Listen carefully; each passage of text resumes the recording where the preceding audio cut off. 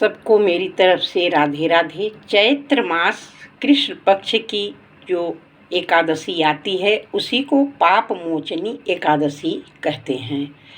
तो मानधाता बोले, भगवान मैं लोगों के हित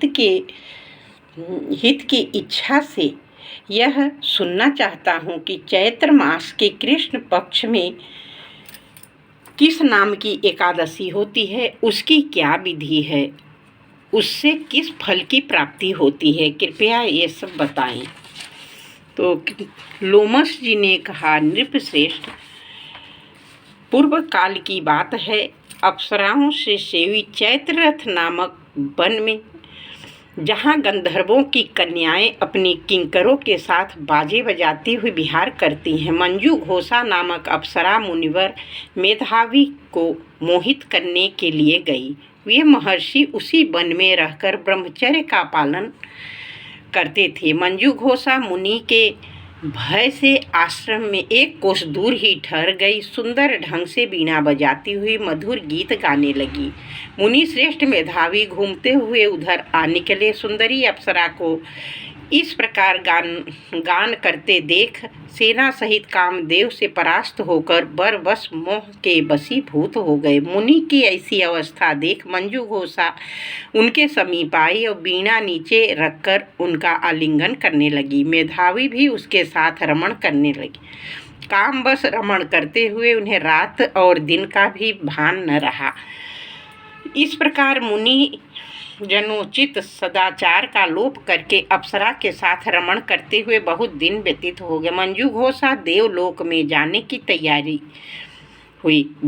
तैयार हुई। जाते समय उसने मुनि श्रेष्ठ मेधावी से कहा, ब्राह्मण अब मुझे अपने देश जाने की आज्ञा दीजिए। मेधावी बोले, देवी जब तक सवेरे की संध्या न हो जाए तब तक मेरे पास ही ठहरो। अप्सरा ने कहा, विप्रवर अब तक न जाने कितनी संध्या चली गई, मुझ पर कृपा करके बीते हुए समय का विचार तो कीजिए।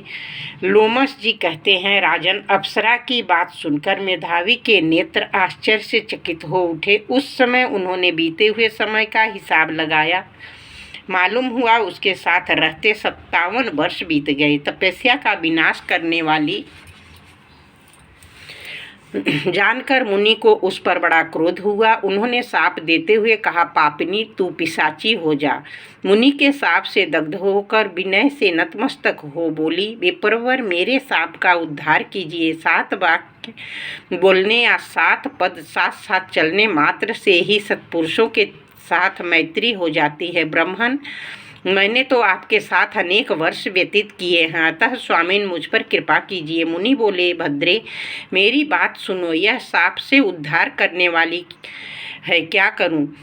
तुमने मेरी बहुत बड़ी तपस्या नष्ट कर डाली। चैत्र कृष्ण पक्ष में जो शुभ एकादशी आती है उसका नाम पाप मोचनी है। पापों का क्षय करने वाली सुंदरी, उसी का व्रत करने पर तुम्हारी पिशाचता दूर होगी। ऐसा कहकर मेधावी अपने पिता मुनिवर च्यवन के आश्रम पर गए। उन्हें आया देख च्यवन ने पूछा, बेटा ये क्या किया? तुमने तो अपने पुण्य का नाश कर डाला। मेधावी बोले, पिताजी मैंने अप्सरा के साथ रमण करने का पातक किया, कोई ऐसा प्रायश्चित बताइए जिससे पाप का नाश हो जाए। च्यवन ने कहा, बेटा चैत्र कृष्ण पक्ष में जो पाप मोचनी एकादशी होती है उसका व्रत करने पर पाप राशि का विनाश हो जाता है।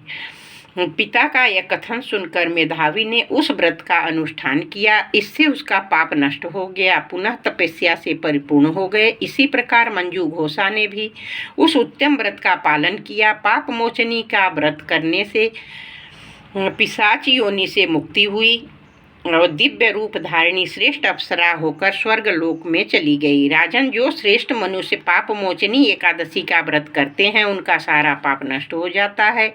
इसको पढ़ने और सुनने से सहस्र गोदान का फल प्राप्त होता है। ब्रह्म हत्या, सुवर्ण की चोरी, सूरापान, गुरु पत्नी गमन करने वाले महापातकी भी इस व्रत के करने से पाप मुक्त हो जाते हैं। यह व्रत बहुत पुण्यमय है।